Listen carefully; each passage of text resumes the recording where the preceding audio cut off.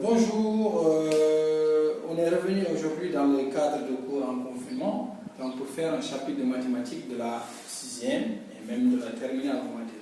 Voilà, donc le chapitre c'est suite numérique. Voilà, donc on va s'intéresser aujourd'hui aux suites arithmétiques et aux suites géométriques. Suite arithmétique et suite géométrique. Donc un suite arithmétique. Donc on a fait un petit résumé, un tableau. Donc, pour répondre aux questions qu'on peut avoir et quelle est la formule qu'il faudra appliquer et comment l'appliquer. Bien. Donc, si on vous demande la nature d'une suite arithmétique, c'est-à-dire si on pose la question, quelle est la nature d'une suite déjà? Donc, pour montrer qu'une suite est arithmétique, il faut appliquer cette formule-là. IN plus 1 moins UN égale à R. Et R, c'est quoi? R, c'est la raison. C'est la raison. Exemple, on vous donne par exemple, ici, vous avez IN égale à 3N moins 2. Donc, il faut calculer IN plus 1. Donc, IN plus 1, ici on avait 3N, donc IN plus 1 égale à 3. En facteur au lieu de N, c'est N plus 1 moins 2. Et je développe le 3. Donc, j'aurai finalement IN plus 1 égale à 3 fois N, c'est 3N. 3 fois 1, ça fait 3 moins 2 à la fin. Et j'aurai UN plus 1 égale finalement à 3N. Et 3 moins 2, ça fait 1. Donc je dis, c'est IN plus 1 moins UN. On va essayer d'appliquer. Donc IN plus 1, c'est quoi? Donc c'est 3N plus 1. Moins UN. Moins UN, c'est moins ça. Donc c'est moins 3N moins 2. Égal. Donc je vais appliquer. J'ai le signe moins devant une parenthèse, je sais qu'il faut faire rentrer le moins dans la parenthèse. Donc j'aurai finalement 3N plus 1 moins 3N moins et moins, ça fait plus. Égal. Et finalement j'ai 3N et moins 3N qui va simplifier. Et 1 plus 2, ça fait 3. Donc j'ai trouvé un réel. Donc je vais dire que la suite est arithmétique des raisons R égale à 3. Donc là c'est une suite arithmétique. Je prends une couleur, donc des raisons R égale à 3. Bien, deuxième question, si on vous demande le terme général d'une suite arithmétique. Déjà, on a montré que la suite est arithmétique. Donc, si vous voulez calculer le terme général, pour calculer le terme général, on applique cette formule-là, IN égale à UP plus N moins PR.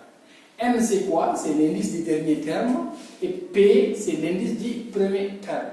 Donc, voilà, donc qu'est-ce que je vais avoir ici? Supposons, donc j'avais IN égale à 3N moins 2. Pour le vérifier, si je calcule I0, c'est mon premier terme par exemple. I0 c'est combien? C'est 3 fois I0 moins 2, donc c'est égal à moins 2. Et voilà, IN c'est combien? Donc la formule c'est UN égale à IP plus N moins P. R, donc UN égale UP, c'est U0, c'est le premier terme, U0, plus N moins P. P, c'est l'indice du premier terme, donc c'est 0, fois R. R, on vient de le trouver, 3, fois 3. Donc finalement, j'aurai UN égale à U0. U0, c'est combien? Donc U0 égale à moins 2. Donc j'ai moins 2, plus N moins 0, c'est N, N moins 2 fois 3, ça fait 3N.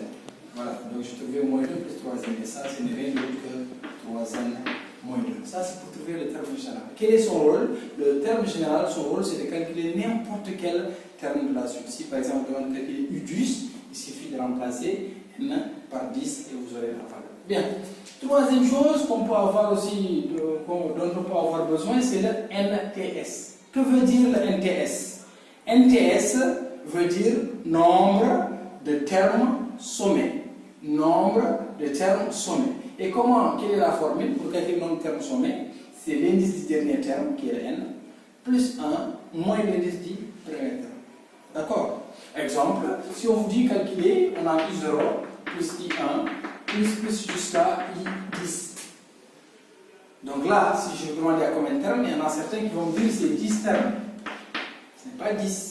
I0 jusqu'à 10, ce n'est pas 10 termes, mais c'est 11 termes. Pourquoi 11 termes? C'est parce qu'on vous a dit c'est l'indice du dernier terme, donc c'est le 10, plus 1, moins l'indice du premier terme qui est le 0. Et finalement, ça fait 10 plus 1, ça fait 11. Donc, quand on dit de I0 jusqu'à I10, c'est 11 termes, c'est pas 10 termes. Bien. Maintenant, quatrièmement, la somme.